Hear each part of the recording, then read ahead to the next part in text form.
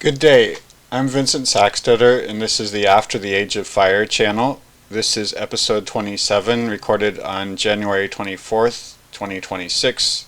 This episode's title is Genetic Improvement of Plant Harvests, How Far We'll Go. So how much we'll manage to improve genetically our plant harvests using either breeding or genetic engineering. So this is part of a sequence about plants that started back in episode 22. We're right now on 27, and it'll go on probably to episode 30. Where we've been so far is we've talked about how plants harvest energy. Then in the previous episode we talked about why it's hard to change the genes of plants. I mean, in a way that it's easy to change their genes, but it's hard to change them in a way that actually improves the harvest. And then in this episode we'll be talking about, well, given that it's hard, how far will we get with improving the harvest? In next episode, which may come this week even, or even today, will be my opinion about whether we should improve plants' genes, either using breeding or genetic engineering. In the next couple episodes after that, 29 and 30, will be about how we could improve the harvest from our plants, from the world's plants, but not by changing the plants themselves, but instead giving them better land and water. And I actually think that's the better bet. We can get some improvement by changing the plants themselves. We already have, but at this point it seems like we'll get more bang for our buck by working on helping them with their land and water. This is, just to remind you, as always, this is a prepping channel. What is After the Age of Fire is a prepping channel, but it's not your average prepping channel. I'm not talking about prepping for something that takes a year or a couple years to happen, or even a few days to happen, like a stock market crash or a war or a famine or something. I think the prepping here will help you be better prepared for that. But the main goal is a much bigger and more profound thing that's going to change our lives, the whole world's lives, in a much more profound way over the next 50 to 100 years, and we're already in the midst of it. The change is that over the last 250 years we've been multiplying our consumption of everything every 22 years or so. The average consumption of the human race, the total consumption of the human race is multiplied by 2 every 22 years, and the average human today consumes 100 times more than an average human did, probably more than 100 times more than an average human did 200 years ago. So, and this is all coming to an end sometime around now, and we'll talk pretty soon here about where we are in that ending process. But sooner or later, and pretty soon now, in the next 20 years, or maybe it's already in process, we just won't be able to multiply our consumption, what we call our economy and so on, over and over again as we have. And then it looks like, and in fact that's the reason why we're talking about plants right now, we'll settle down to a level of consumption that's a bit less than where we are now. So right now we consume around 46,000 calories per person per day. That's averaged across the world. Of course, some people consume much more than others. Plus another 15,000 calories of food, fodder, and wood.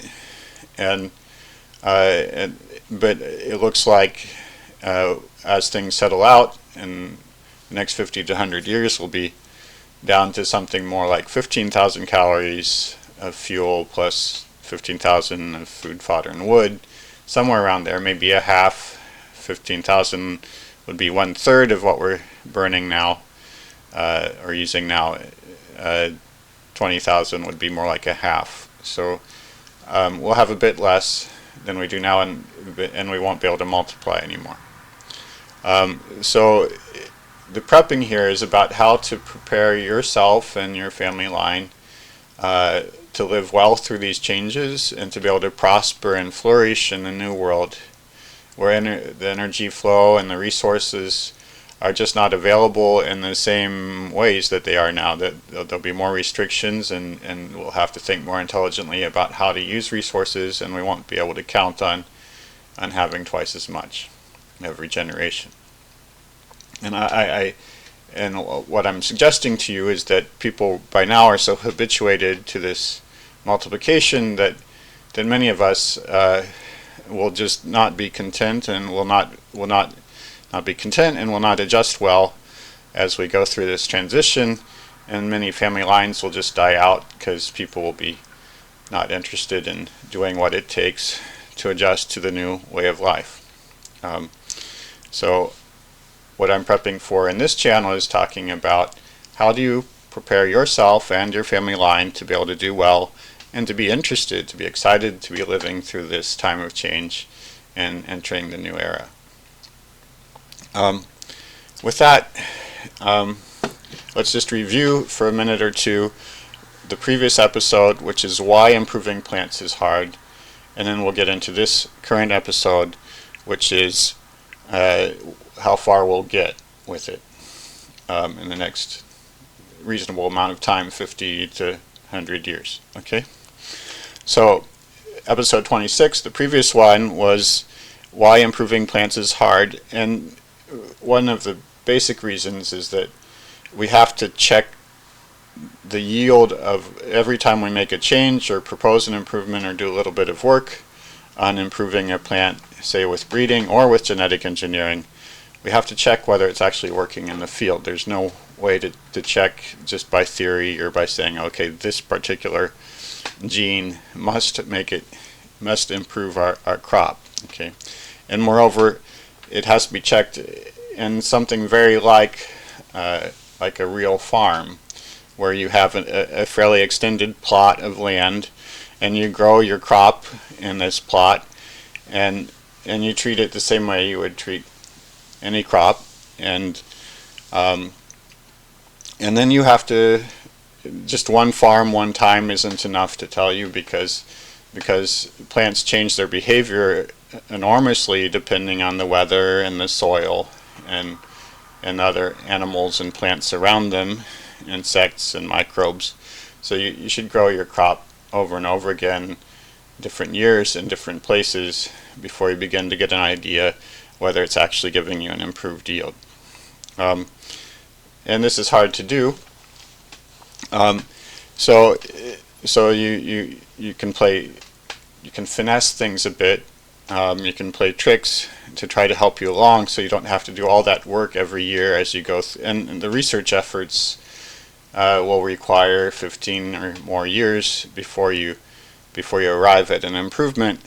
That's our experience, and it doesn't seem likely to change anytime soon. And that'll be 15 or 20 or 30 years of concerted work of many different types of scientists, like plant breeders, physiologists. That means people understand the structure of a plant, how it works, agronomists, people who are specialized in how plants grow on farmland, and then genetic scientists if you want to do genetic engineering, and of course farmers and people who can handle the numbers of the business. Okay, and so it's a lot of work. It requires a lot of faithfulness. You have to sustain it, and then at the end you'll get something that may give you, say, a 15% improvement in soybeans under when 15%, not always, but only when the soybeans don't have quite enough water, and so they would have they're giving a poorer harvest already, but you're trying to give them a less poor harvest.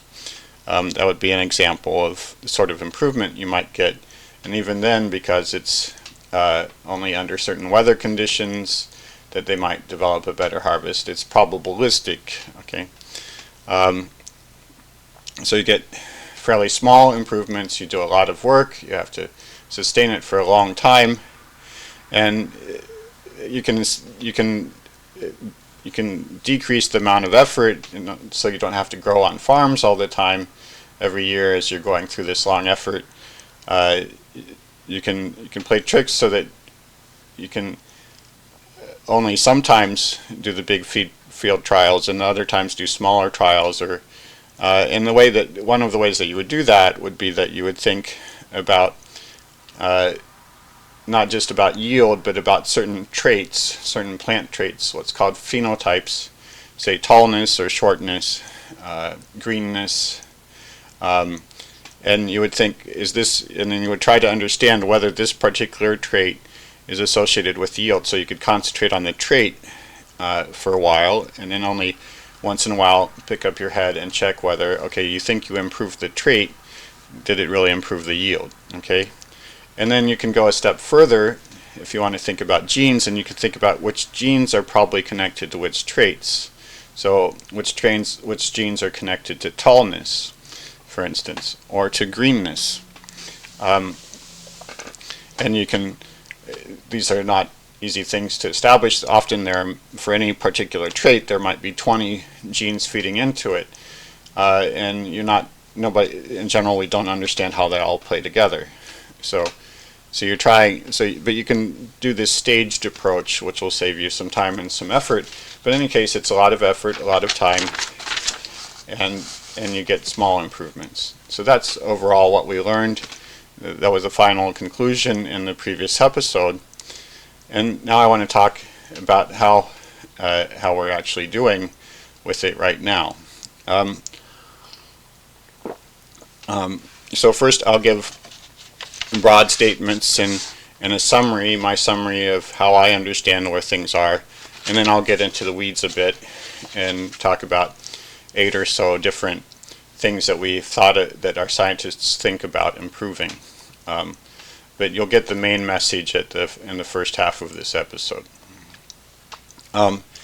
So just to remind you, since I'm trying to give you a summary, just to remind you, we've been engaged in breeding plants for, in other words, altering their genes for 10,000 years or more. Everything that we eat practically, every fruit, every vegetable, every grain, every bean has been intensively changed and looks quite a bit different than what they used to look like, and acts quite a bit different. We just, you compare an ear of corn to what corn used to be, you compare an apple to what an apple used to be. Every single one of these species is monstrously different. So we've been doing it for a long time, and we've made huge changes. And then in the 1950s or so, we went through what was called the Green Revolution, which was basically a technological, it was making agriculture far more technological than before.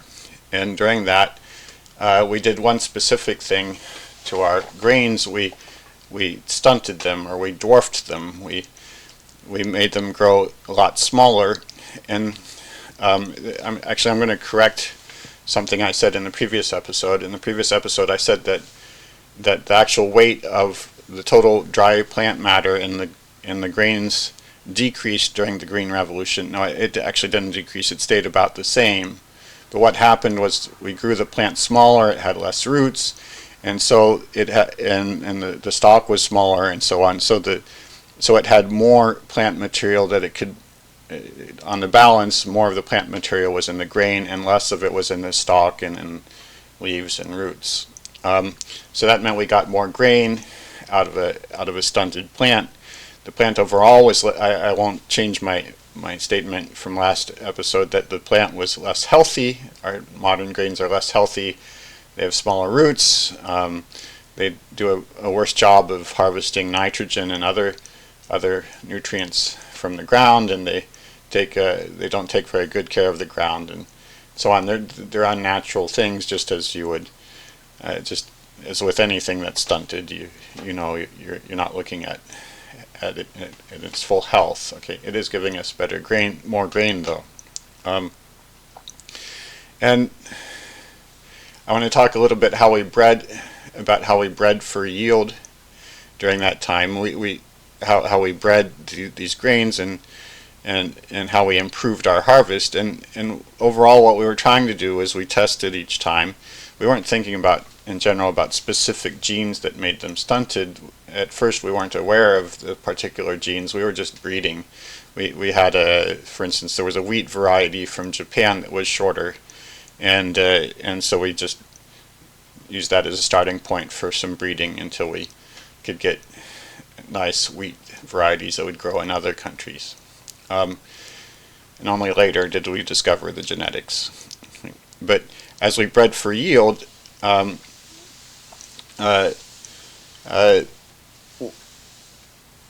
though we were getting a better yield, the plant's ability to harvest energy from the sun wasn't changing significantly. There was what's called photosynthesis, where the plant receives light, it captures carbon dioxide, and it pulls water out of the ground, and using these three ingredients it produces carbohydrate and it produces oxygen.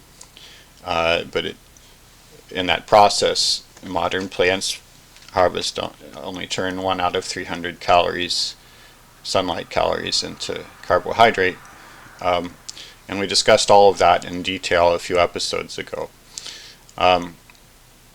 So that process didn't improve. Even though we were trying to get more grain, we weren't actually improving that photosynthesis, that harvesting process. And that's what I'll be focusing on for the rest of this episode, is efforts to improve that process. And the reason why you might want to improve that process is that we've essentially maxed out our ability to stunt plants and get more grain.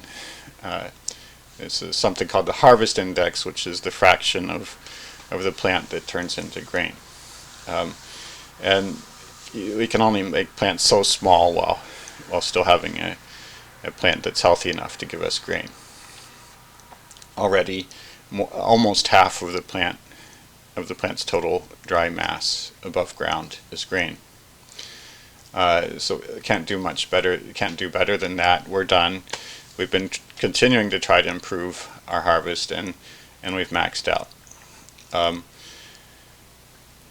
So if we want to improve, to get a better harvest, we'll have to work on other things besides telling the plant to grow smaller. Okay, we'll have to improve its ability to capture sunlight. So we'll have to try to do better than that 1 out of 300. But it's not just its ability to capture sunlight. Okay, capturing sunlight produces, well, first of all, carbohydrate, but then you want that carbohydrate to turn into grain. If you want it to turn into grain, you need nutrients like nitrogen, because grain contains nitrogen and other nutrients. So the plant has to be able to grab things from the ground, and you have to improve that. The plant's already doing about as well as it can at grabbing things out of the ground. It's not like if you give it more carbohydrate, it'll just instantly produce more grain. Sometimes you get small improvements, but actually often enough you don't. There was a famous study in around 1980 of soybeans where they tested the leaves, they improved the leaves by breeding, so the individual leaves were doing a better job of harvesting sunlight, but the plant's yield didn't actually improve. And the reason is because it's not just a matter of harvesting sunlight, but it's a matter of getting nutrients, and it's a matter of how all the organs of the plant grow over its life cycle, and many other details. Okay, so you have to improve not just the photosynthesis, but everything, many other aspects of the plant at once. So it's a different ball game than it was when we were just making the plants shorter and finding that they gave us more grain. So that's where we've been, as we would like to improve the photosynthesis, but so far our work on that hasn't really given much fruit. I did discuss in the previous episode some efforts which did for specific conditions like soybeans in a little bit dry conditions, or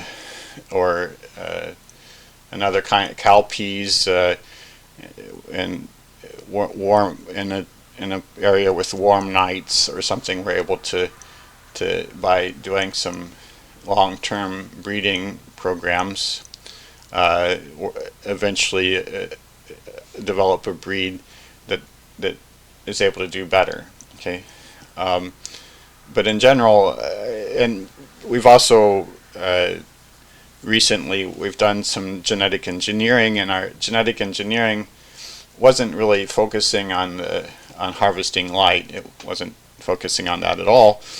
It was the first genetic engineering projects that the breeds that became widely diffused around the world in actual farmland. Those were ones where we inserted genes into the plants, so that an artificially inserted gene into the plant so that it would produce a pesticide, and it would be able to combat certain pests. Or another one where we altered the genes of the plant so that it's no longer sensitive to a pesticide that we like to apply. So we're able to throw more pesticide on the field, and the plant doesn't die, just the pests. So those were two successful ones, but they had nothing to do with the plant's ability to harvest sunlight, which is what we really need to improve. We need a plant to do a better job of harvesting sunlight, grabbing nutrients, and doing everything else that it does during its life cycle, so that at the end it will give us more grain. So now we're finally at the point where I can talk about where things are now. Okay, and right now, and I'm trying to describe to you the results of my reading, and I've read, I've looked at hundreds of articles, but this is a big field. I'd say that if you want to stay abreast of this field, you probably need to read. There are thousands, or maybe even tens of thousands of articles being produced. Not yearly, that's probably over 5 or 10 years, but there's a lot of articles to keep track of. Articles, I mean, I'm a scientist, so I should unpack this. What I mean is that one scientist or a group of scientists together will develop an idea for a particular research project that they want to do, and they'll work on it. And these are often rather demanding in one way or another, demanding of your intellect, demanding of your time and your abilities, and also of some money. And it's like it's a piece of business that could keep you occupied for months to years, or a team of people, and often the team of people might be spread across the world, actually, but often any particular researcher will be engaged on 3 to 10 of these business pieces at any one time, and so over time, every year, hopefully they'll bring out 2 or 5 or 10 reports on how their research has gone, and there tend to be reports on things that they think that they're trying to say they figured out. So you develop this research concept, and eventually you make a report on something you figured out, and this is called a paper. So I'm talking about thousands of these going on in progress and being published around the world. And there are lots of reviews. A review article, it's hard for even somebody who's full-time in the field. They're busy with their research projects, and even if they're an expert, it's hard to keep reading 1,000 articles a year or something and understanding all the details. So from time to time, one of the more well-reputed experts will survey the literature, and will make a long list of hundreds of articles, and then write a summary of what's been done in the last 10 or 20 years, and that's called a review. And these reviews are also rather lengthy, and there are an awful lot of them. So It's what I'm trying to tell you is that there's an awful lot out there, and I cannot. I'm in no position to write a review myself or to convey that to you. What I can do is tell you the results of my reading of the reviews and of some of the articles. I tried to pick reviews that seemed particularly helpful or insightful to me. I also tried to pick recent ones so that I was, hopefully if you have a guy who's really knows his field and he writes it, he's going to tell you all the important things up until the date that he writes the review. And so if I read the recent reviews, then hopefully I get a grasp of where the field is up until recently, say 3 years ago or 1 year ago. So I try to pick those out, and I look at them even if they seem too enthusiastic or too optimistic to me. Often scientists are engaged, as I said, it's like a business model. You find support for doing individual pieces of business and individual articles, and then you publish them. And of course, in each article, you want to claim that you did something worthwhile, even if it didn't really get very far. So there's a continual pressure to talk up your research and the research of your friends. And anyway, I just go and I know that many of these articles are unduly optimistic, but since that's what's available, I just look at them.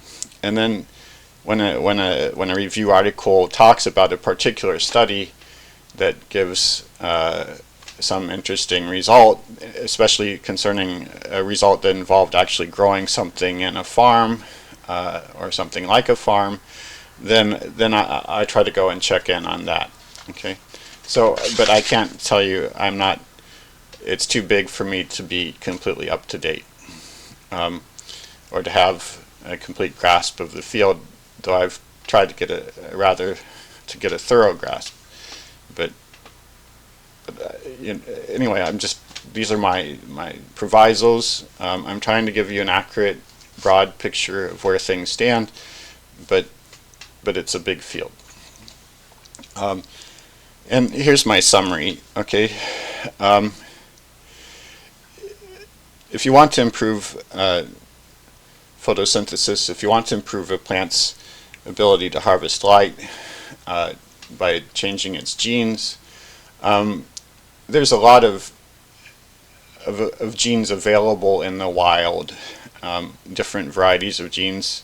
So for tobacco already, you can go to any field in the world and probably you'll find a little bit different.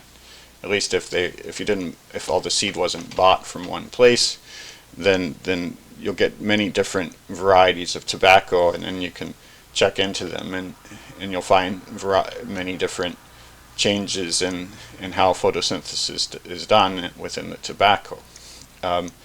So you don't necessarily need to do genetic engineering. Genetic engineering means you sequence the genome so you know exactly what's in there, and then you go and you fiddle around with one particular bit of the DNA. So you don't necessarily have to do genetic engineering. You can just go and look in the world, in the real world, find different breeds of tobacco and play around with them until you get a better one. That's what, in general, how people did plant improvement until now. But now we have genetic engineering, where we can essentially take a photograph of, not a real photograph, but a photographic detail of every single bit, every single piece of information in the DNA of an organism, and then we can go and fiddle with any piece of it that we like. And so now people are starting to use genetic engineering as an alternative to breeding, as a replacement to breeding. So I talked about doing that in general. If you want to improve a plant, it'll probably take you 15 or more years. But now we have a huge number of research projects, of papers being published, where what happened was instead somebody or some group of people thought that it would be interesting to change a particular gene. or maybe 2 or 3 of them at once. So they go and change that particular gene. They have some idea that this gene will affect some other thing and will affect the harvest in some way. They go change the gene, and then they take this plant and they grow it in a lab generally, and then they report the result in a paper. And who knows what they compare it to in a lab. Maybe they take they grow the genetically altered one in one pot, and then they grow a version that wasn't altered in another pot, and they compare. Or it depends. I mean, it varies with the researcher and what they decide to do. Okay, and they report the results in a paper. So short-term things that can, and often these plants can be grown in a few weeks, a couple months in the lab. So a paper could be done in 6 months, and then on to something else. Let me talk a little bit about the test plants that are used. You've heard of guinea pigs as being test animals. That sometimes people wanting to test the effects, you don't want to test on humans, so you might test something on a guinea pig or a monkey. But for plants, you also need test organisms where people understand how this organism works pretty well, and so when they change it in some way, there's a lot of knowledge already about the plant, so they can understand what to expect from the change better, and they know how that plant acts, so they can see how it's actually changed after the fact. Okay, so 2 of the more common test plants that people use are tobacco, and another one called Arabidopsis or Thailcress, and that one is it's in the same family as the cabbages and broccoli and kale and mustard. It's a brassica. It's one that grows about maybe 30 centimeters a foot high. It grows in sandy and rocky soils on mountains, for instance. So because it tends to grow in that sort of soil, it's often thought of as a weed, not really an invasive weed. But the reason why people like it is because, and I should mention it's C3, it's an ordinary metabolism. But the reason why people like it is because it grows quickly. It can take 6 weeks from seed to producing more seed. And it grows well in labs, so it's excellent for running experiments on it. That's Thailcress or Arabidopsis, and another one is tobacco. Okay, so these are the sorts of things that people will generally test on. They do these short-term research projects resulting in papers, and their papers are all concerned with individual species. It might be tobacco, it might be Arabidopsis, or in some cases it might be soybeans or barley.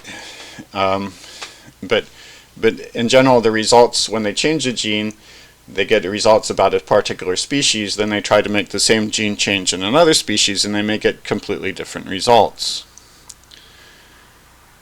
So things get complicated because you think it's a wonderful idea, whatever this gene change is, and then you find that in one species does seem to be improved in the lab, and another species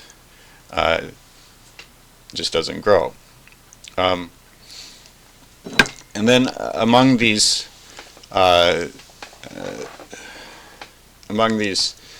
studies, there are a few that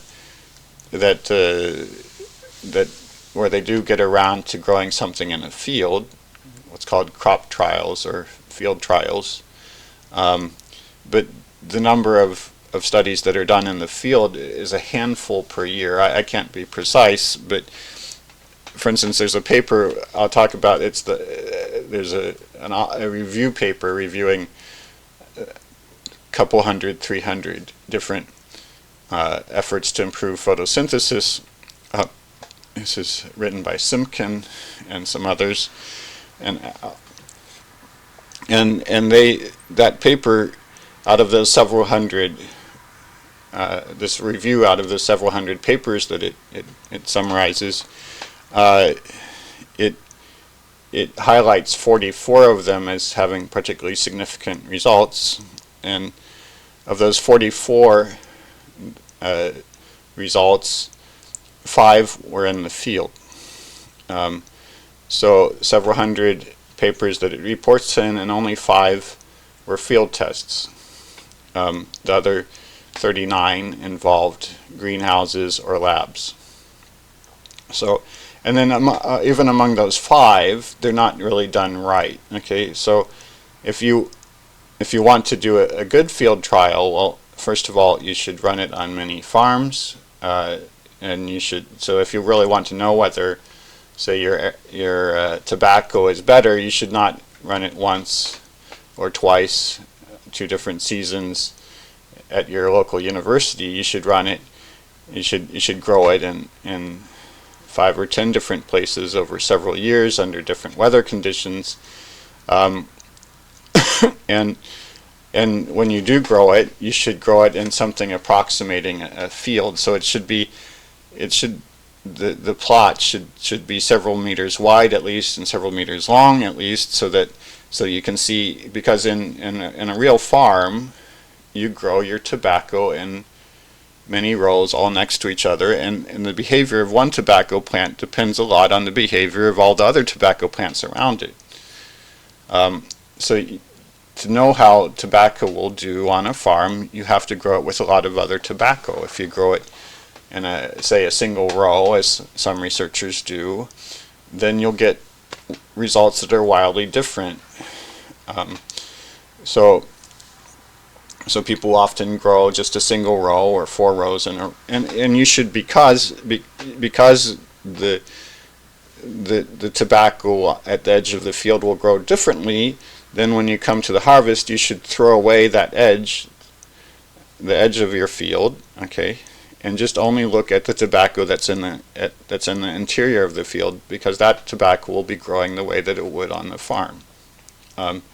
So you have to keep track of these effects. They're very important if you want to figure out whether your tobacco is actually any better or whether it's worse.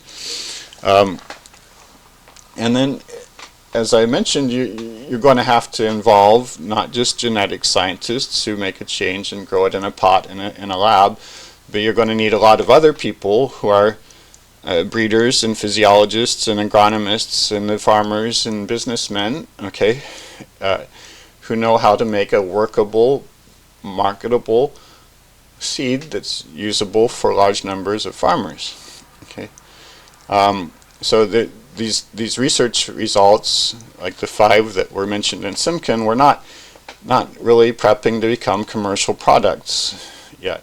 Okay, so they were, even though they were reported in this review, even those efforts are still some 10 years away from actually becoming, at least 10 years away from becoming a product, because they haven't been examined and developed in the way that you would need to really make something grow on a farm in a way that's useful to a farmer. So, and then one last problem is that as is true in most scientific articles today, at least that's my experience as a scientist, the author tends to talk up their idea and not fully examine all the counter arguments, all the rebuttals, and all the flaws. And it's just as, and you see that with these because you just grew it in a pot or one line, and you grew it in one season, and you don't, and you're not a physiologist, you're not an agronomist, you're not a breeder, and you're not a farmer. You haven't looked at it from all those perspectives, and you don't know the downsides of this. You've made a gene change. So maybe something seems to work better to you, but maybe there are some other things that are wrong. And just the species, this version just can't work in the field. And you may never notice it. You'll go on, after growing your plant for 30 days, and and examining it in some way and writing a result, you'll be on to something else. And even the best of these efforts tend to, when they do make a claim, a positive claim, saying that harvest actually did get better, their claims are for 5 or 10 or 20 or maybe 30% improvement. That's, as I said, they don't grow correctly on the farm and so on, but even when they do make claims, these are fairly small percentages. So most reviews, so now let's talk about what sorts of improvements we could expect, what improvements seem to be in sight, the way things are going. Okay, well, most reviews, they tend to review research results, and in general papers, the paper will report a result. I made this change, it grew this way, and here are some positive things to think about. But they, in general, don't predict the future. They say, well, people should try this next, but they don't predict, okay, well, this species will give my soybeans will finally arrive at a 20% improvement if we do. They don't give numbers for what improvement is expected. Okay, and in general, the reviews don't either. They tend to report what's happened, say 300 articles, and they sort of talk about what they think is important and how to understand it, but they don't tend to make predictions about how far we'll get with improving our plants in the next 50 years. Okay. There are a couple, though, that I came across, and one is that Simkin paper that I mentioned, the review that I mentioned. That's from 2018. It's from some 3 people at the University of Essex in the United Kingdom, well, at least 2 out of 3, I think. And that one claims in the abstract that every paper and every review starts with a paragraph sort of summarizing this itself. So in that summary, it says, it claims that photosynthesis can be improved by 40%. So a 40% improvement someday in plants' photosynthesis if we continue doing gene editing, genetic engineering work, and breeding. Okay. Now at the end of the paper, of this review, they say, well, of course, to get a better yield, a better harvest, you can't just change the photosynthesis. You have to get quite a few of other things right. Okay, so whether it gets enough nutrients, what it does with water, how efficient it is with using water, and other things as well. Okay, so that was 40% improvement, but you could have 40% improvement of photosynthesis, but still have no improvement at all in the yield, or actually have a reduced yield if other things have gone wrong. So that's an optimistic. I think it's very optimistic. Most researchers don't manage to even make any estimate. Okay. Now there's another one that talked about numbers by 2 researchers, Hall and Richards, and this gives these people, you could say, compared to the Simkin review, it's more pessimistic. Well, it certainly. So overall, what they say is if you look at how we've been increasing our crops yields, talking about grains specifically, corn, wheat, and rice especially, our yields, that means the amount of grain that we get back compared to the amount of sunlight, has been increasing. After the Green Revolution, during that time there were increases back in the 50s and 60s and 70s, but now the increase is less than 1% a year, and perhaps it's 0. So it's basically not, well, wheat has been increasing a bit, but well less than 1% a year, and corn and rice are just stagnant. They're not apparently changing worldwide. So that means even if you had 1%, 1% is already low, okay, because 1%, that means 30 years from now, so that would be 2055, the total harvest from would have increased by 30% or so. It's not and compared to where we think how much we'd like to be able to grow 30 years from now, it seems like 30% is not as much as we would like. We'd like to double it if we could, since we've been doubling everything else every 22 years, and 1% is just not acceptable by our standards, 1% per year. Just like if you said some country's economy was growing by 1% a year, you'd say, oh, that's not good. Okay? But even wheat, which has been doing the best, is well less than 1%. And then what Hall and Richards point out is that even if there were a breakthrough now, so suddenly today some scientists announced that they have figured out how to grow corn so that it will give a 30% better harvest, okay, then we know from experience that in order to turn something from an idea into a product takes 15, 20, or 30 years. And in fact, Hall and Richards go over case histories, including the Green Revolution, how long the Green Revolution actually took, which was not 3 years, it was 15, 20 years. And it just, a 30% discovery right now would not take effect until 20 or 30 years from now.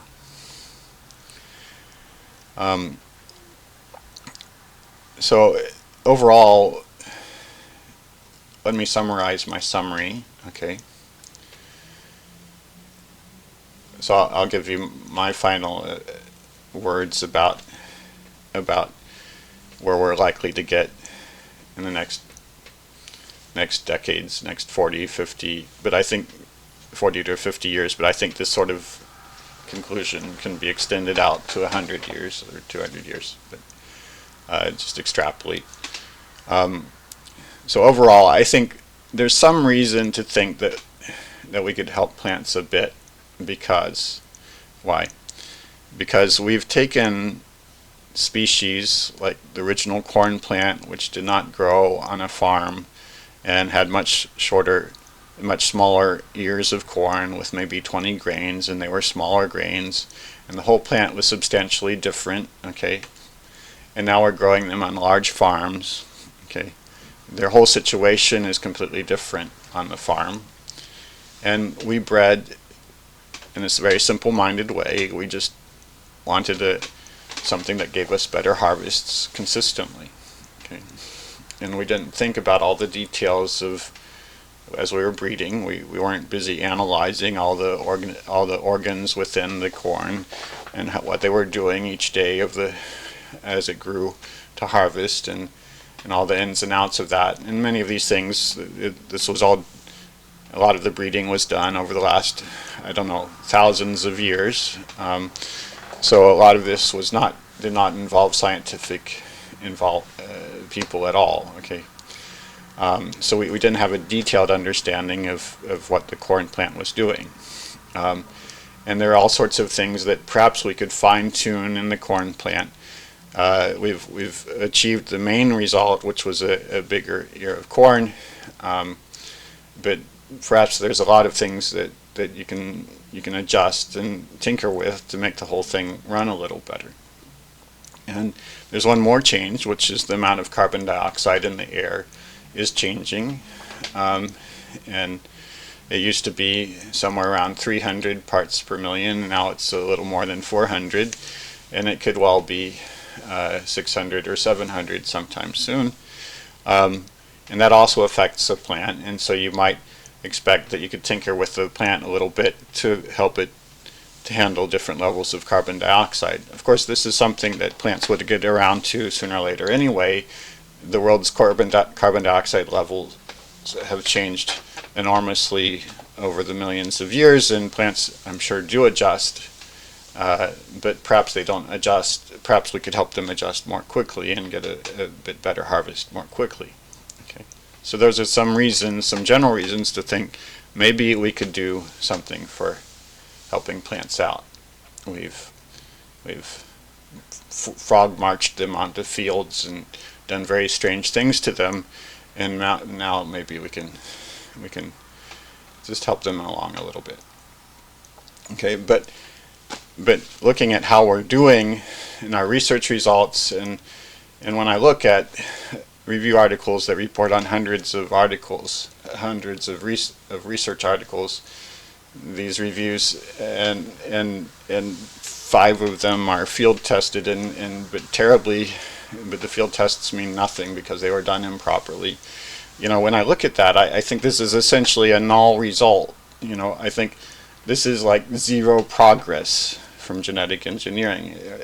Very close. We're learning a lot. We understand plants, but in terms of actual yield, this is nothing.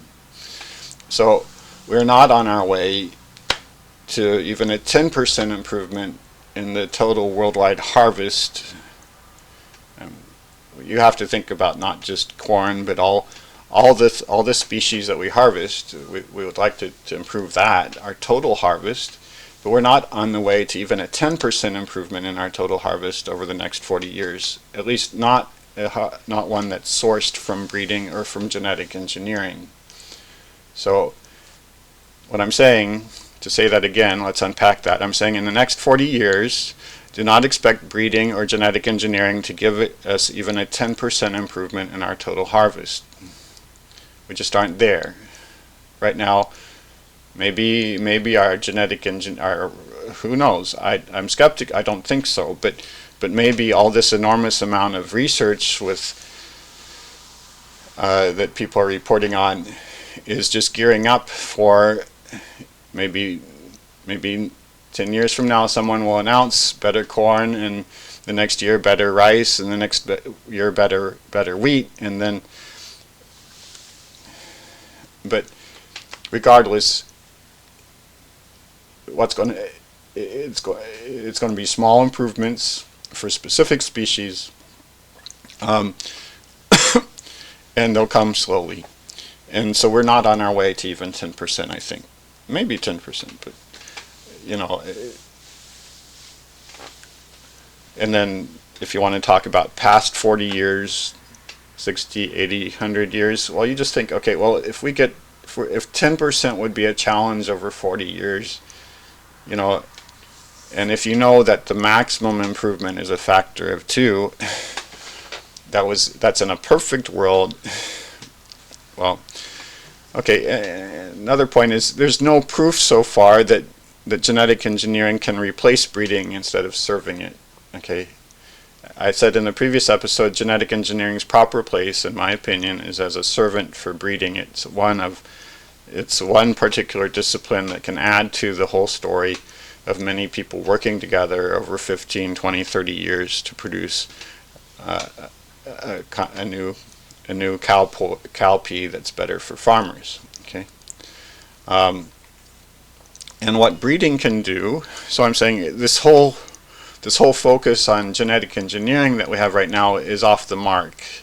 And I think where we're really going to find improvements will be with the kind of science that we were doing before, based on breeding, but adding in some genetic engineering. Okay, and what we'll get is, in general, we'll get improvements, small improvements of between 5 and 25%, numbers like that, for specific crops under specific conditions, like slightly less water than usual, and so sometimes. Okay, that's the sort of improvement we'll get from any particular research effort. Okay, we aren't going to get broad things that cover all the crops, or even the important crops altogether, and we aren't going to get things that yield improvements that are more than than 15 or 25%. You know, there's not going to be somebody announcing truthfully a 50% increase in harvest from anything.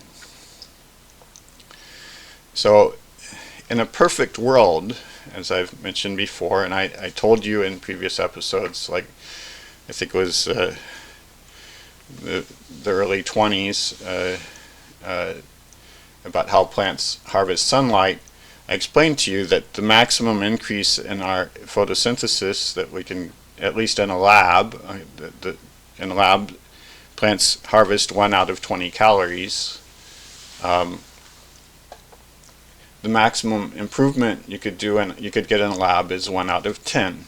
Okay, and that's in a perfect world where a million things are working just perfectly, and it'll never happen. Okay, so what that tells us is that we'll never get that factor of 2. Okay, what we might do is, if we keep on working on this for millennia, thousands of years, we might get a 20 or 30% improvement in the lab. Okay, a lot of tinkering. So instead of getting 1 out of 20, we might get 1 out of 16. Okay, which would be like 25% better.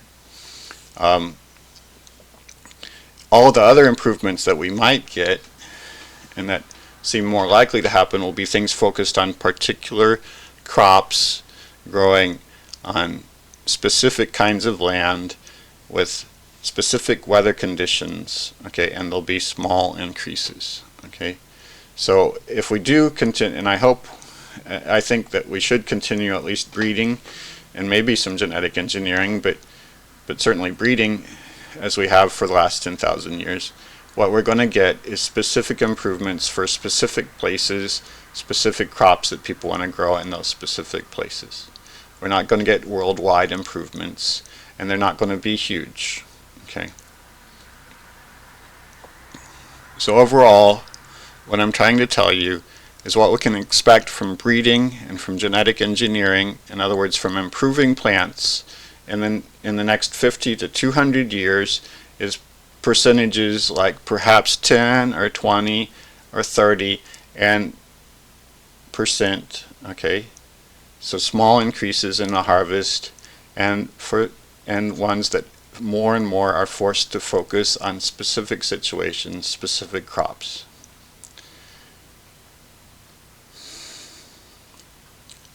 So I hope that this has all been clear, because that was my summary statement.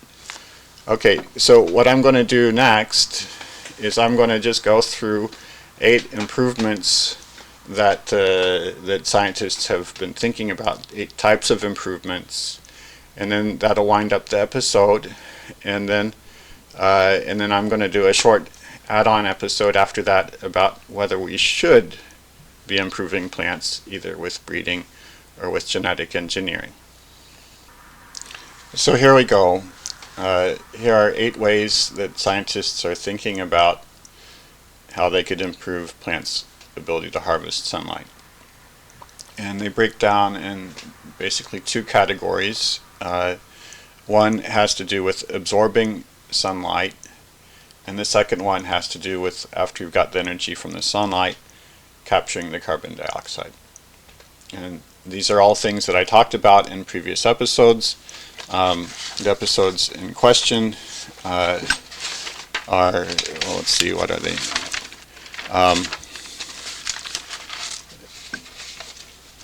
The episodes,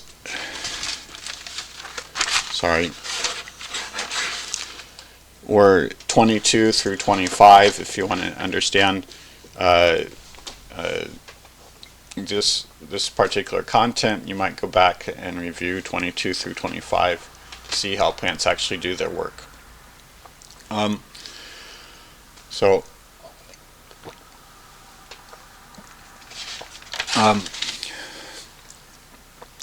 the one category is absorbing sunlight, and I've already discussed back in those episodes the fact that plants do not absorb infrared sunlight. That's the stuff that's too red for you to see, heat, and they don't absorb ultraviolet. That's the stuff that causes sunburns. and there's also a small fraction of the visible light that they don't absorb. I'm not going to cover that anymore. I am going to talk about other things, about one other aspect of this problem of absorbing sunlight. And I need to discuss a little bit, give a little bit of background first, which is that the basic problem that plants that we're going to be addressing here, there's three ideas that scientists have about improving plants' ability to absorb sunlight, and all three are addressing a specific difficulty that plants have, which is that the amount of sunlight that they're exposed to varies enormously during the day. The amount of, if you're in a noonday sun, okay, directly in the sun, or if you're in the shade, okay, a person in the shade or a plant in the shade gets 1/5 as much energy than somebody in the sun. Okay. Then you talk about overcast weather. Okay, an overcast but still pretty bright day, it will have 1/100th the amount of sunlight as if it weren't overcast, and it's noontime. Okay. Then again, there's another factor of 100 that can be multiplied, that can pile on there at sunrise and sunset. So an overcast day at sunrise or sunset may have 1/10,000th as much light as at noontime on a clear day. And then thick clouds can make it even a very thick overcast, can decrease it by even another factor of 10. So there are enormous amounts of variation, and they can come and go very quickly as the wind blows things around and so on. And plants have to be ready to deal with harvesting light in any of those conditions. Okay. Now, plant cells individually are able to harvest somewhere between 1/4 and 1/3 of noonday sunlight.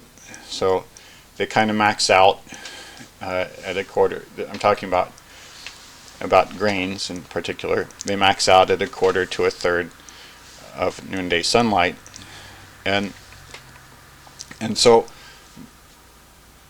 what plants do, instead of building their cells to individually be able to handle full sunlight, what they do is they have a layered approach where there may be several layers of cells within a leaf, but also there's a leaf above another leaf above another leaf, and also many plants together cooperating to get the sunlight. And that way, even though an individual cell is not harvesting everything, all of the leaves of all the plants together are harvesting just about every bit of sunlight. Now this obviously has some very obvious benefits, okay, but it also comes with a vulnerability, and the vulnerability is that the uppermost cells can get burned out. If you're in the uppermost leaf and you're exposed to sunlight that's 3 or 4 times what you're able to handle, okay, then the cell may get maxed out and burn out. Okay, so what plants do is they have defense mechanisms which they can turn on and off, and if the sunlight is too bright, they turn on a defense mechanism, and then that uppermost cell doesn't harvest the light. Okay, and then when the sunlight gets a little more dim, that cell will turn back on. Okay, but the mechanism for turning off the defense mechanism and now being able to absorb all the sunlight can take 10 minutes or more to start harvesting at full capacity again. So this is some scientists look at this and they say, okay, we could get some more sunlight, we could get more energy from the sun if our cells would not have this downtime when they've turned on the defense mechanisms. So we help them out so they don't have to defend themselves so much. I have to say this is a particular research program that's being pursued fairly intensively today, trying to help plants not have to use their defenses against sunlight so much, okay? And in particular using genetic engineering to try to help them with this, okay? But there are people who are skeptical about this research program, and indeed about improving photosynthesis in general, but because, as I've told you, you won't just have to get a better harvest, you won't just have to improve the plant's ability to capture sunlight, you'll have to also change its ability to how its organs grow and also its ability to absorb nutrients and so on. But one particular rebuttal that you could do is you could say that actually plants turn on their defenses over a period of minutes, 5 minutes maybe, but most of the changes in sunlight are much quicker than that.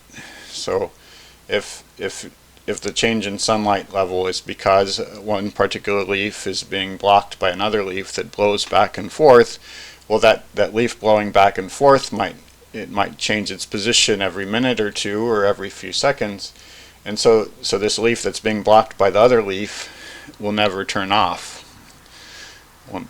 So it'll never turn on its defenses, okay? And so most of the changes in sunlight level are short ones, and so most of the time the defenses are not engaged, according to this counter argument, okay?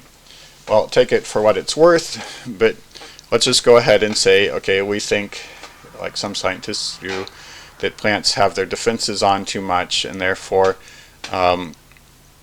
and maybe that's because they're being grown in different circumstances in large fields with tens of thousands of corn or rice plants next to each other, much different circumstances than they were in several thousand years ago. So for whatever reason, we think that plants are not well adapted to their situation on the farm, and they keep their defenses on too much, and so they don't harvest as much energy from the sun as they should. Okay. Well, one idea that you could pursue for helping plants out is to help their leaves grow closer to vertical. And I mentioned this in the previous episode. And because if the leaves are close to vertical, then the sunlight coming in will be more evenly spread across each leaf, and also between the many leaves, the different layers of leaves, and from top to bottom on the plant. And so people have done a lot of work trying to understand why leaves grow the way that they do, and they found that an awful lot of genes contribute to changing the leaf angle, and these same genes control all sorts of other things about the plant's shape. Okay, so if you try to change these genes, in general you get plants that are too small, and they're already small enough, or you get plants that grow less tillers. A tiller is the particular part of the plant that comes off and holds grain on it. So it's a kind of a branch coming off of the plant. You've seen these if you've looked at grain plants. Kind of a stalk coming off of the main stalk that holds the grain, and also you'll get smaller grains. Okay, so far we have not succeeded in changing leaf angle, making them more vertical without causing other side effects that were so severe that the yield actually went down. And we don't see any particular hope in the next 10 years or more for changing this state of affairs. It's just too many genes involved, and these genes are crucial to the plant's life. You change the leaf angle, and you change all sorts of other things. Okay, so a second idea that people have is to make plants that are not so dark green. In other words, they'll paler green, and why? Because they'll have less chlorophyll in them. chlorophyll is the antennae that absorb sunlight. So if you have less chlorophyll in a leaf, then that leaf will not absorb so much sunlight. Okay, so then it won't get maxed out when there's too much sun at noonday. And still, if you have lots of leaves, lots of layers of leaves, lots of plants close together, you won't be losing sunlight overall. It's just each leaf won't be capturing as much of it. So you make paler green leaves. Okay? And this has been tried. People changing various genes so that in the end there won't be so much chlorophyll in the leaves. And so, for instance, there was a 2017 article on tobacco that said that they got 25% more total plant mass, dry plant mass, from the tobacco when they made a certain gene change. On the other hand, when they tried to do the same gene change in soybeans, there are articles in 2017, 2018, and 2020 where the soybeans grew worse and they produced less beans. Okay. Then there's an article on rice in 2017 where they claim that if they took the plant and they grew it in the greenhouse under bright sunlight about 1/2 of noonday, so still rather bright, okay, and they kept that light on 12 hours a day and then 12 hours of darkness every day, so 12 hours of very bright and 12 hours of dark. These were rice seedlings, okay. Then they said that they got a little bit of an improvement in the yield. On the other hand, if they grew it outside of the greenhouse, or if they grew it with less light, then they got a little worse yield. So you go case by case. You get small differences, sometimes positive and sometimes negative, and none of them are properly tested. Okay, barley, same idea, and so a recent paper on barley, and they actually grew it in the field, but they grew it, but they didn't follow proper protocol, I'm sure. And then in their paper, they have only one thing to say about the results. They said biomass and grains at levels were at levels comparable to the control. That means very vague language, saying that they think that their genetically altered plant grew in a way that was roughly comparable to the unaltered plant, which are weasel words. Okay, and there's no numbers behind them. They didn't do anything right. They're just saying, oh, this looks approximately right. Okay. A third thing that you could do, so I'm just saying overall, the first idea, which was growing leaves close to vertical, is basically a no-go. It's, as far as we can tell, it's practically impossible. It's too hard of a nut to crack. This one about reducing the amount of chlorophyll, we can do that. Okay, and the plants still grow, but some of them grow a little better apparently, and some of them grow a little bit worse apparently, and it's complicated. Then a third thing we can do is we can try to increase the speed at which the defenses are turned off. So you have, instead of waiting after the amount of sunlight reduces and now the plant can safely turn off its defenses, maybe it waits 20 minutes to turn off its defenses, and maybe we could help it wait only 5 minutes instead of 20 minutes. Okay, and first of all, this is going to be hard to do because it's a lot harder to help a plant. I mean, if we could hard code make the plant always do exactly the same thing, and if that change in its overall structure is that's one thing. That's one thing, like changing its leaf angle. Sure, but then if you want to tell a plant, okay, under these circumstances, make your leaves go up more vertical, and under these circumstances, make your leaves go more horizontal, for instance. In other words, we're not seriously thinking about that, but but in other words, you want to give the plant a rule for how to adjust itself minute by minute, day by day. Okay, that's a lot harder to do than just giving it a rule saying just stay this way. Okay, and what we're proposing here is we're trying to tell the plant to adjust itself to sunlight differently than the way that it does now, and that'll be harder to do. Okay, and we've tried it some, and in particular in 2016 some people worked on tobacco, and they changed 3 specific genes all at once. This was grown in the field, and they claimed that they got a 15% improvement in the tobacco's yield. Okay, but then in I think it was 2020, somebody made the same 3 genetic changes to Arabidopsis, another test plant, and it grew to 1/2 the size, so much worse off. And so I maybe there's been more work done since then. I'm pretty sure there's nothing up till 2022, but there could be more after that. Okay, but overall, it's a complicated thing, and it's hard to say that we've really cracked this nut. So this was 3 ideas for helping plants harvest sunlight better. One of them is just a no-go, that's changing the leaf angle, and the other 2 are sure we can do something, but the results are complicated to understand. So that's sunlight.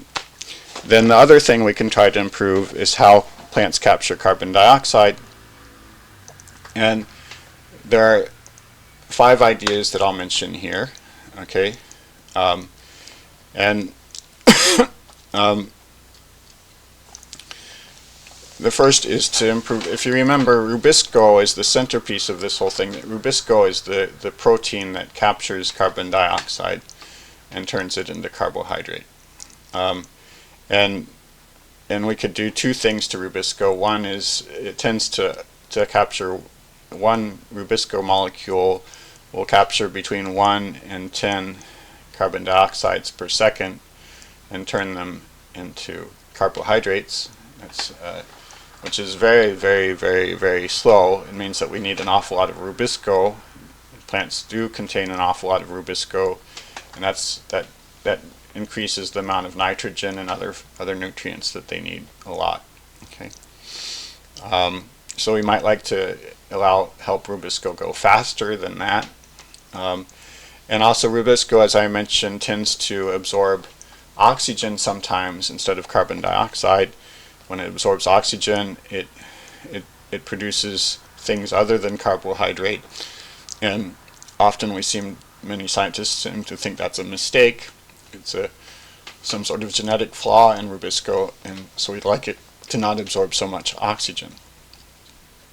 Okay, so we'd like to improve rubisco, and one thing that we've done is we've looked at 300 different species and measured rubisco's characteristics in those, because each species will have a slightly different version of rubisco. This includes land plants, bacteria, plankton, and algae. Okay, and looked at them, and it seems like if you try to increase rubisco's speed, then you also tend to increase its tendency to absorb oxygen. So you try to improve one, and the other gets worse. So you either have faster rubisco, but it's not only absorbing carbon dioxide and producing carbohydrate more quickly, but it's also absorbing oxygen more quickly, which is a step backwards as far as many scientists believe. Okay, or you have a slower, more careful rubisco that harvests carbon dioxide more slowly, but also harvests oxygen less of the time. Okay. So it seems like, in overall, it's the pro and con here balance each other out, so there's no real difference in the overall harvest. So and then suppose you did find some improvement of rubisco, Well, it's not going to be a big change. So in particular, something that people think would give a particularly large result is if you took a rubisco from a particular kind of algae, Griffithia monalis, and you tried to transplant that rubisco into a grain, okay? And if, like wheat or rice, and if there were no side effects, no problems, it just went in there and no problems at all, then you'd get 25% better production of carbohydrate. So you do this enormous, in completely changing out the engine of the plant, and you get only 25% better. And then the transplant would be hard, unimaginably hard, because the DNA that produces the inside. So if you remember, rubisco, its shape is roughly like a donut. The inner rim of the donut, that's the DNA, and the chloroplast, the organ that harvests sunlight. That DNA is responsible for constructing the inner rim of the chloroplast, and the DNA in the cell nucleus is responsible for producing the rest of the rubisco. Okay, so the inner rim of the rubisco comes from one set of DNA in the chloroplast, and the rest of the rubisco comes from DNA in the cell nucleus. Okay, so you have to adjust both at the same time, and then in order to get DNA describes a particular sequence of proteins and of amino acids that go together to produce a protein, but that protein has to be arranged and folded up in a particular way, sort of like weaving a fabric, or like origami, folding up paper to make a particular shape.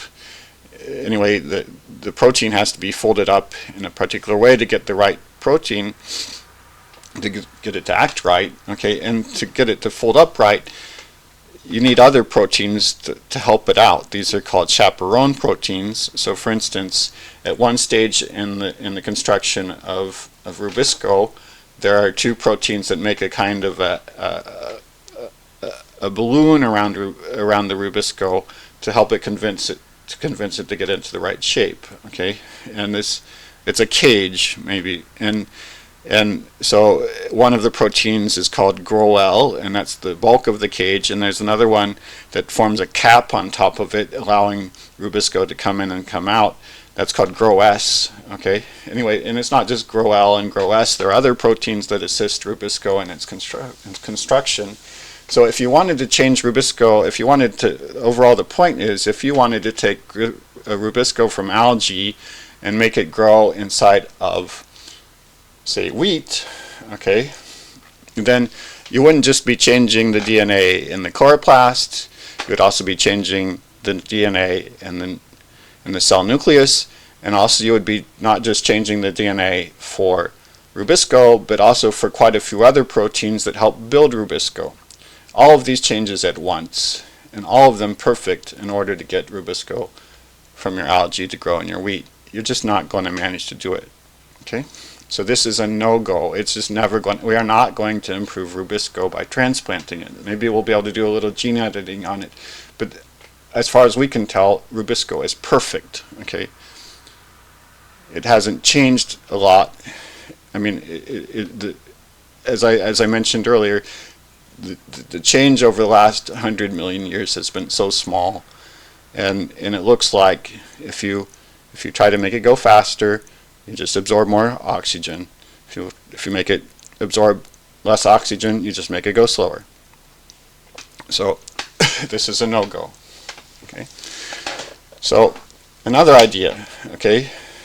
What about when rubisco does absorb oxygen and it produces something called 2BG, and then after that it produces other things? Well,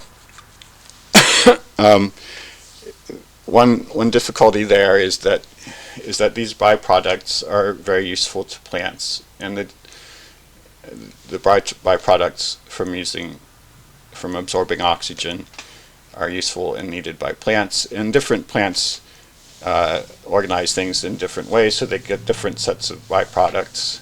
So if we want to rearrange what happens and how a plant deals with the aftermath of absorbing an oxygen instead of a carbon dioxide, it'll be on a plant by plant basis even more than ever.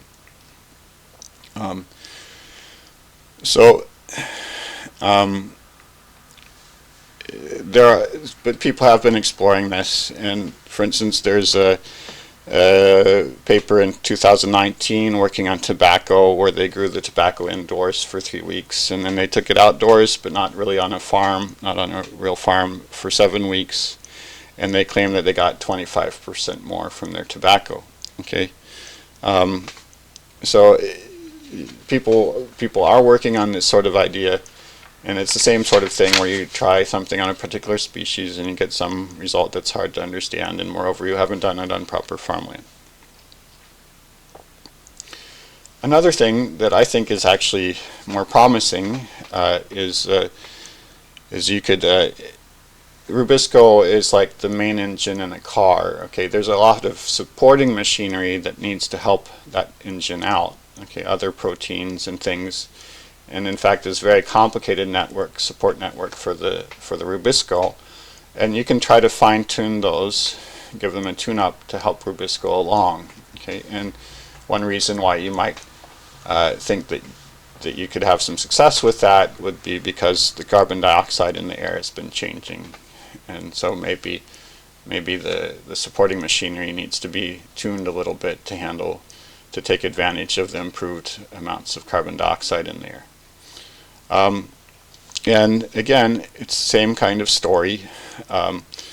You can, for instance, you can grow soybeans at higher. So you say, okay, well, right now we're at 400 parts per million, but we'll grow the soybeans at 600 parts per million, about 50% more carbon dioxide than is in the air right now, and see how they do. Okay, with a genetic change and without a genetic change, and for instance, there's an article in 2017 where they didn't just do that, but they also made the soybeans grow at a temperature that was uncomfortably high. Okay, so the ordinary breed without the genetic change had a reduced yield. Okay, and then they grow this at an uncomfortably high temperature, but they give it extra carbon dioxide and see whether the plant can take advantage of the extra carbon dioxide in this high temperature scenario. And they saw that their genetically engineered beans could take advantage of the carbon dioxide, while the ordinary beans could not. So you have some weird scenario, and you test your genetically altered beans in this scenario. Okay, so people are trying it. Another one is people predict that right now in C3 crops like wheat, but also in corn, right now, if you did manage to improve Rubisco, that would give you some increase in the ability to harvest sunlight. Okay, but if you increased the carbon dioxide of the planet by 50% to 600 parts per million, at that point, so right now people think that what's the bottleneck for plants is often just the Rubisco's speed. Okay, but they think that in a world with more carbon dioxide, say 40 years from now, that the bottleneck won't just be the Rubisco speed, but there will be several other bottlenecks in place, because Rubisco with more carbon dioxide will be going a little faster, and then we'll meet some other bottlenecks. Okay, and one of them has to do with how electrons move around. If you remember, when a plant captures light, the first thing it does is it uses that light to take some water and separate the water into oxygen, which goes into the air, and into hydrogen ions, into electrons. And then there are things that the hydrogen ions are supposed to do that eventually produces the carbohydrate, and electrons are supposed to carry energy around, eventually carry that energy into like ATP, and the ATP fuels Rubisco. So anyway, there's a problem that people claim that is going to happen 40 years from now if the carbon dioxide continues to increase, where at that point electrons will not be moving as fast as we need them to in order to improve the plant yield. So they're already working on this 40 years ahead of time. The essential reason why they're doing it is because they're genetics guys, and so that their business model is based on changing some gene and seeing what happens in their model plants in their labs, and this is an easy change to make. Okay, and I just don't see any reason to think about this right now. We aren't there yet, and there's plenty of other things to think about. It was just there because it was convenient for them. So that's and then one last change that people are thinking about. I've already covered 7. This is the 8th one. Okay, and you'll remember that there are 3 types of plants. One is C3, that has lots where the leaves are like a sponge, and they let carbon dioxide in, but they also let out a lot of water. Then there's another, and those are like wheat and rice and all the world's trees, most of the world's species. Then there's another kind called C4. Okay, and C4 has a different leaf architecture that focuses carbon dioxide, actually actively pumps carbon dioxide to the Rubisco. So the Rubisco experience has more carbon dioxide in it than if the Rubisco were exposed directly to normal air. Okay, and then there's another kind called cam plants, which are like cacti. I'm not going to talk about these here. The idea here is to take C3 plants like wheat and rice and to make a huge number of changes to them so they're able to pump carbon dioxide close to the Rubisco and turn them essentially into C4 plants, just like corn and sorghum and sugarcane. I think sorghum's C4.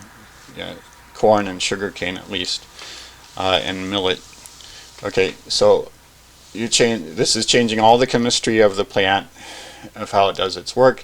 It's also changing the plant structure, how the leaves are architected, and I'm sure how many leaves there are would also come into it someday. So it's a C3 to C4 change, a complete re-architecting of wheat or rice. Okay, and so there's been a research effort on this. The Bill Gates Foundation, Bill and Melinda Gates, started this around 2008 and started funding it. And so far, somewhere around $60 million have been spent on that. That's not a lot of money to design one new drug for human consumption. Costs between $1 billion and $10 billion, and this is less than $0.1 billion has been spent on this conversion. Converting the idea, it's specifically trying to convert rice from C3 to C4. And need I mention that if you did convert rice to C4, it wouldn't be rice anymore. Okay. But this is not changing one single feature. This is changing the whole plant. It's immensely complicated, and there's no end in sight. Okay, the research reports, they make reports on how things are going. They're just bewildering, and they keep finding obstacles and surprises and so on. So I think by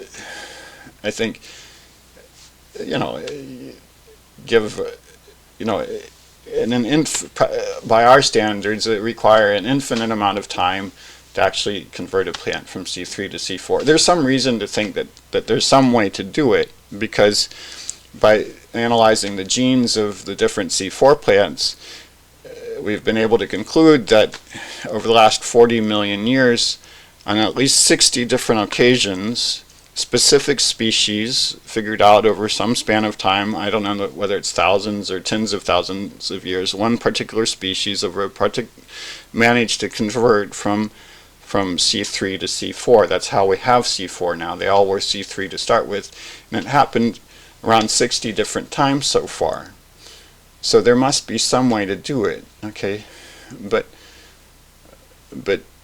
who knows whether the plant itself took thousands of years, the species, to make the conversion, and who knows how it did it. All we know is that it involved changing every aspect of the plant. So this is also a no-go. So to wind up, I've reviewed 8 of these ideas. This is trying to be a fairly comprehensive overview of the main ideas that scientists are pursuing. 3 of them were just no-goes. In fact, the 3 that would give you the biggest improvements, and then there were 5 others that sure maybe you could do them, and people are making changes to plants, but you get complicated results, and they're not very promising anyway. So that just brings me back to my original summary that I gave a half hour ago. Hopefully I gave you a summary already before I started into this list of 8. And that summary is just basically, don't expect in the next 40 years to have even a 10% improvement in the worldwide total harvest. It's not going to happen. We aren't there. At least not one due to genetic work or breeding. Okay. I think we have a lot better chance of improving our harvest by giving our plants and the world's plants better land and water. And that's what I'll be talking about the next episode will be about whether we should change plants' genes. Okay, but then after that there will be a number of episodes, I think 2, about what we can do to help plants with their land and their water. And I think we can get a lot better improvement of harvest if we just help them out with their land and their water. So that's it for today. And then maybe sometime this week I'll follow up by giving a shorter episode about whether we should alter the plant's genes, try to improve them. So thank you for your attention, and keep coming back. And if you know anybody who you think might be interested, please suggest this content to them. Okay, thanks, and take care.